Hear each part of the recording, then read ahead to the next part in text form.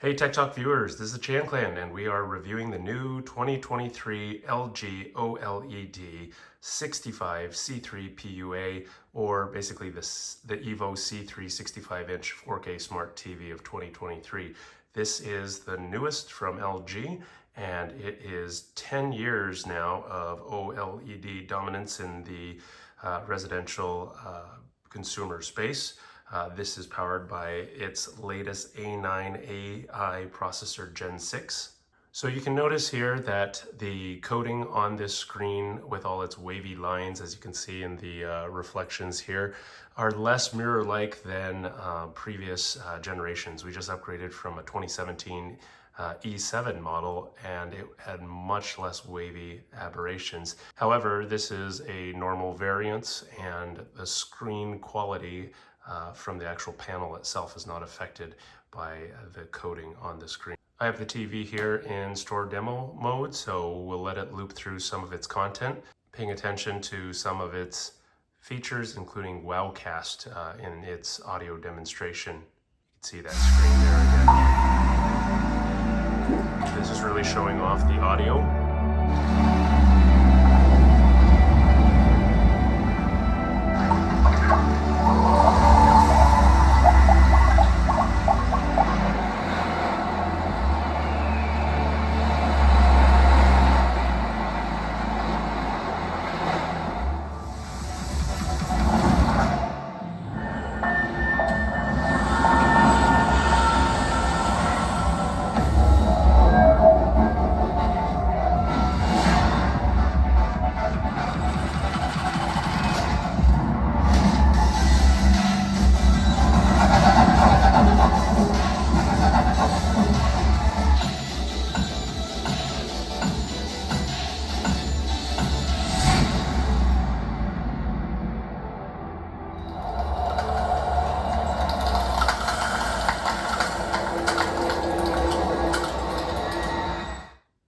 So I'll probably run this at nighttime again so that those background reflections are gone.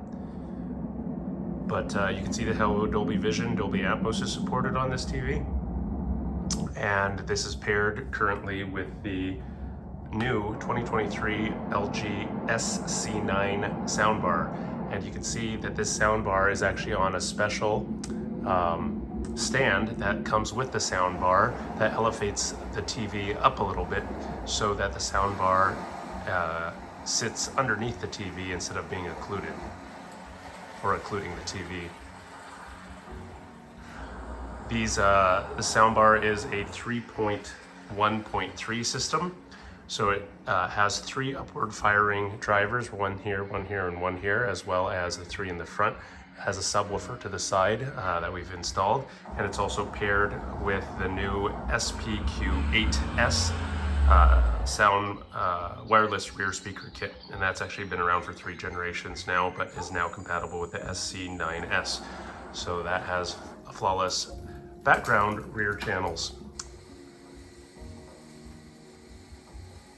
So again, the color here is really bright and crisp. This is on Dolby Vision. You can see how bright this panel is and where the blacks and contrast really shines for OLED TVs. There's no panel bleeding like LCD TVs. But as any TV, there is some reflection issues. So we'll run this demo again at nighttime when I don't have any glare from the windows. So it's hard to appreciate the audio, but the audio is immersive. And what's interesting is that this smaller soundbar, even though it's a 3.1.3, is actually more robust than my other soundbar, which used to be a 9 point something.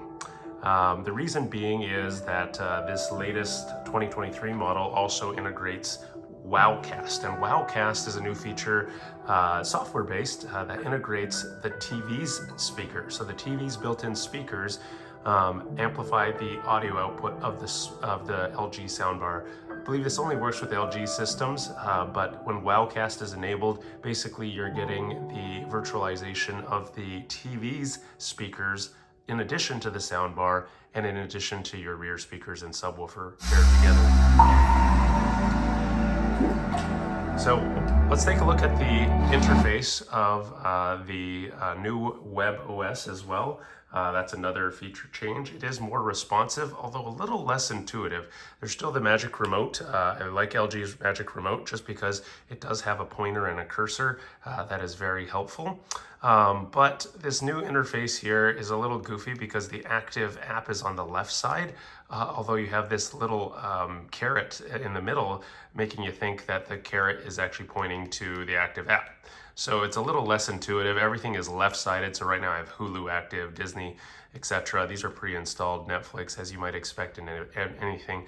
But again, this little middle caret is actually just a down arrow to the next screen. Okay, so the nice thing about this screen as well is that it does support 120 hertz, which is a fast refresh, and built into this is NVIDIA G-Sync and AMD FreeSync Premium for very fast synchronized refresh rates.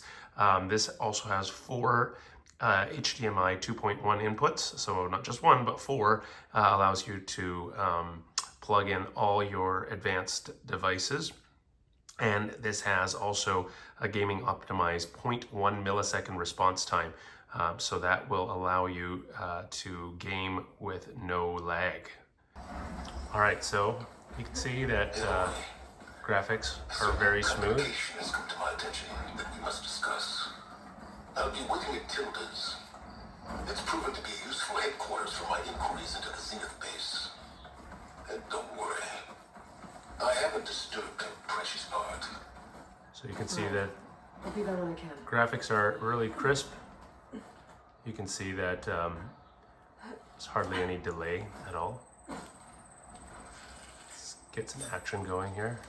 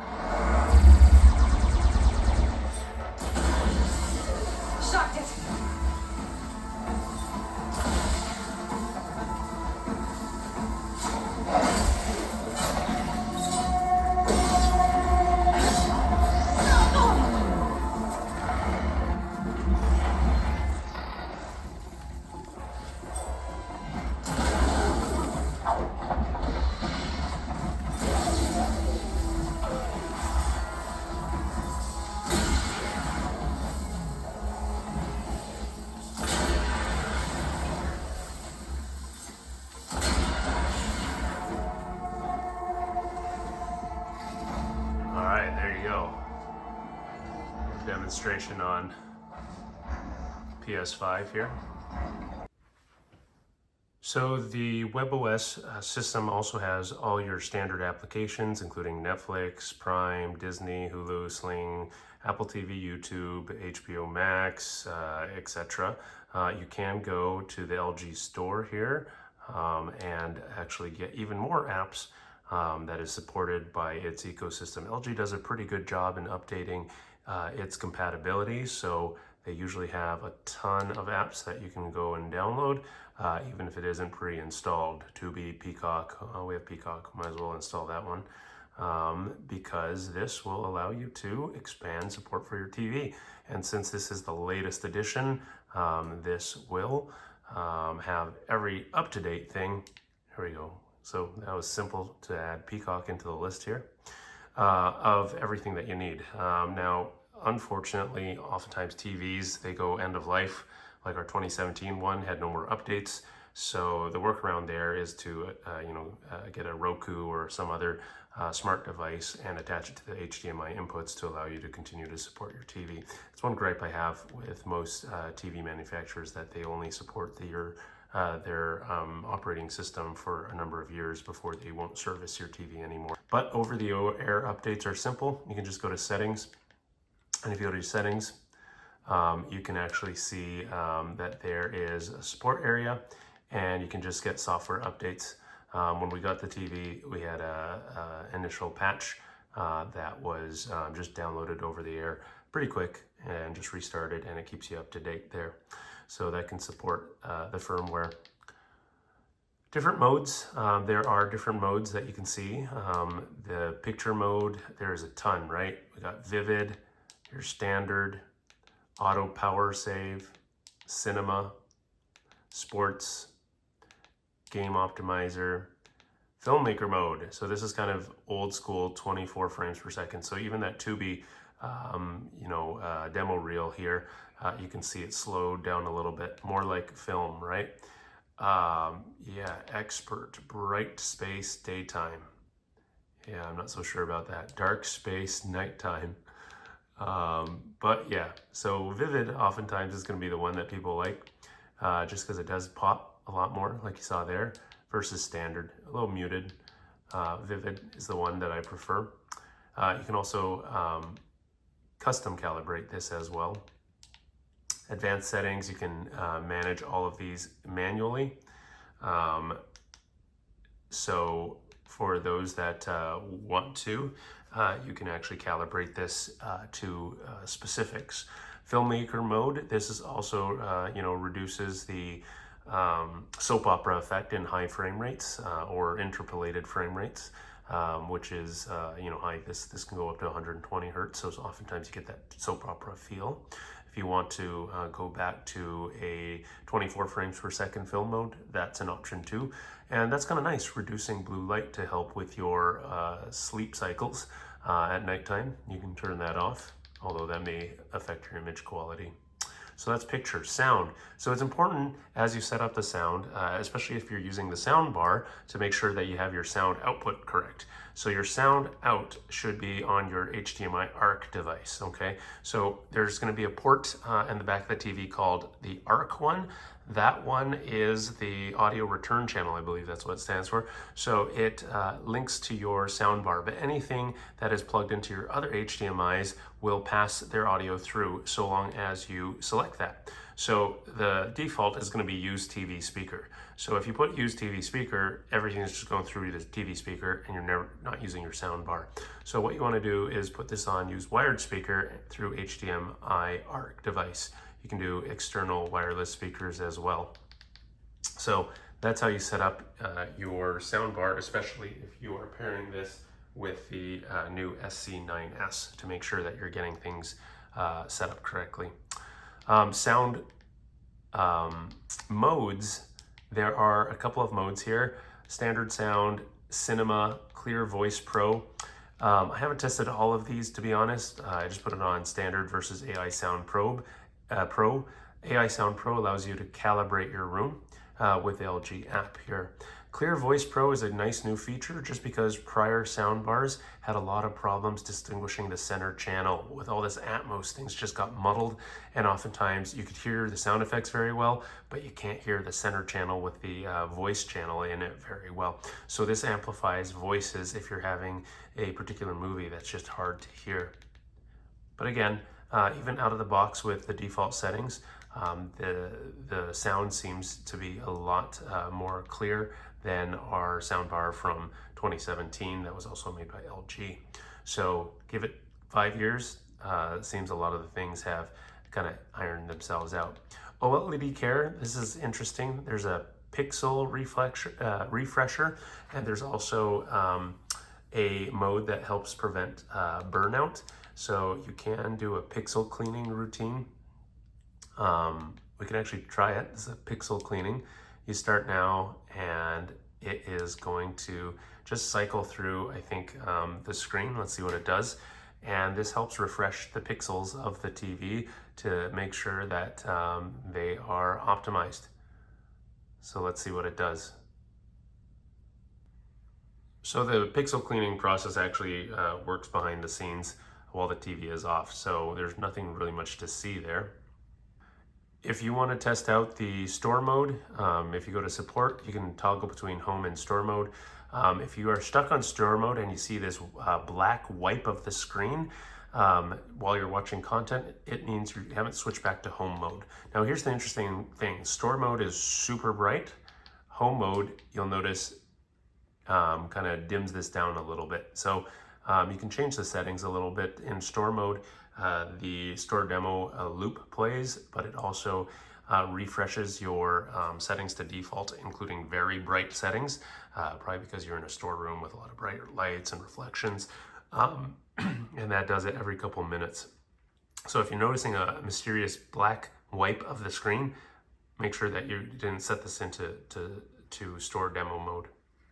So let's take a look at the viewing angles on this. The screen has pretty good viewing angles. You can see that it is bright like a mirror and shiny, but that you can kind of even get a very narrow viewing angle and still see this very clearly.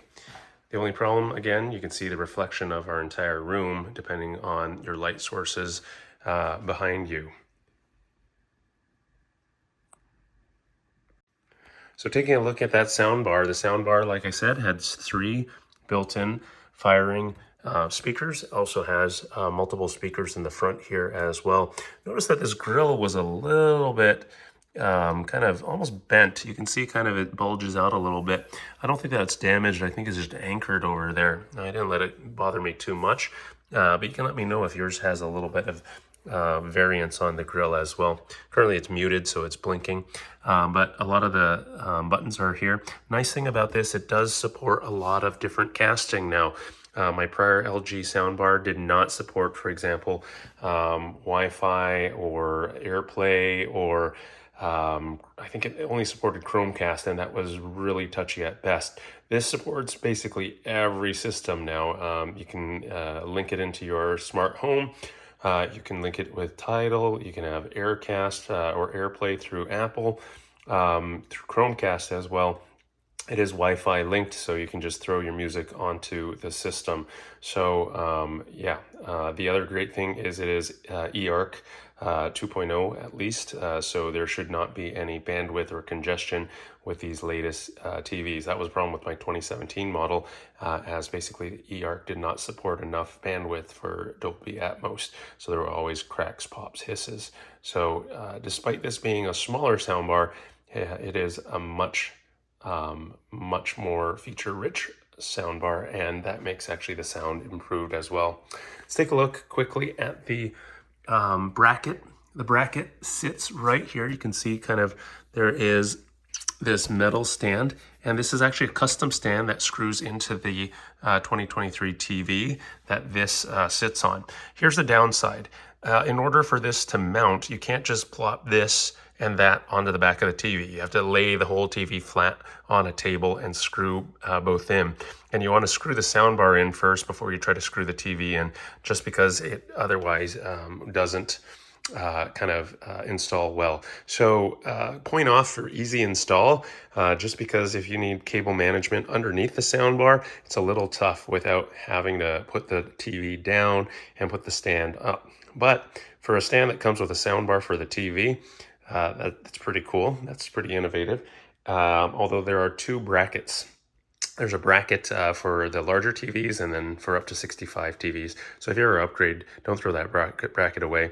And again, this is kind of a newer thing, at least for this LG TV here. You can see me in the background. Has a new kind of clock feature. If you set your date, it gives you a time. This is just to prevent burn-in. And you have that clock there. Very modern, basically just that and the mirror black screen, which, like I said, is a mirror. You can even see my ring light and tripod that we had mounted here. Okay, let's take a look at the rear speakers, because I have a comment on that as well. So I bought the SPQ8-S 2.0 rear channel speakers, and we had these 2 mounted in the back. And what's interesting is that these are the same speakers actually from the prior generation. And in my hand, I actually have the SPQ8-S. These are the later ones that technically support the soundbar. Speakers, as most of you guys know, aren't generation specific, and these are rated the same as 70-watt speakers with 3 ohm resistance. Now, the interesting thing about these speakers is that they changed the hole to be mounted on the bottom. So that was frustrating because the prior ones have the hole mounted at the back. So the stands that I have screw in at the back with a screw. So instantly I was like, man, I need to buy new stands if I use these. So instead, I looked over these 2 speakers, and actually, I think the SPQS, the SPQ8S, I don't know who names these things, but SPQ8S speakers are a little more inferior than the prior ones, because you can see the prior ones have a metal grill all the way across, right? That has now been replaced by fabric. So this is all fabric over here, kind of a less sturdy build. Otherwise, almost identical. You can see that these speakers virtually are the same. So what I did was I upgraded, sorry, it's a rat's nest back there, but I upgraded the receiver, and that receiver down there is upgraded because that wireless connection has improved a lot from the last generation. I used to get a lot of static or pops and hisses just due to wireless interference with this rear setup, but that is working flawlessly now. So fortunately, the SPQ8-S that supports this new soundbar, the SC9 soundbar, has been around on the market for a while now. So it's actually, I think retail was up to $149. It's available online now at various retailers for almost $100. So again, these are a cheap pair of LG official speakers. Basically, you can use whatever 70-watt 3 ohm speakers you want, so long as you have the receiver that's compatible with that SC9 soundbar. So LG has a new Magic Remote. This is sleeker, a little more ergonomic, glossy finish. I still like it because it has a magic feature where you have that magic wand effect of the remote, where you can have the cursor flying around. If I can get it to work here. And also has a voice navigation. Find me avatar, way of water. There you go. You can see how the voice commands work very well.